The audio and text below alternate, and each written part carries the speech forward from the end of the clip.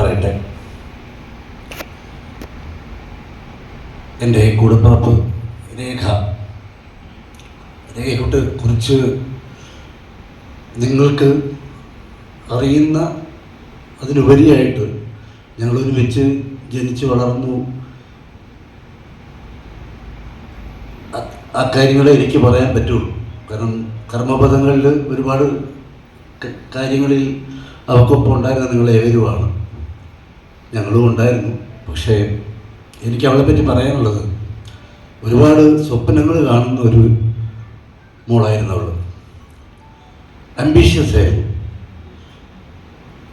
കല ജീവിതമാർഗമായിട്ട് എടുക്കുമ്പോൾ സംഗീതം, എൻ്റെ അമ്മ മ്യൂസിക് ടീച്ചറായിരുന്നു. പക്ഷേ മ്യൂസിക് ഐച്ഛികമായിട്ട് അത് ഏറ്റെടുത്തത് അവൾ മാത്രമാണ്. ഞങ്ങളൊക്കെ വേറെ വേറെ രംഗത്തോട്ടൊക്കെ മാറിപ്പോയി സംഗീതം ഉണ്ടെങ്കിൽ.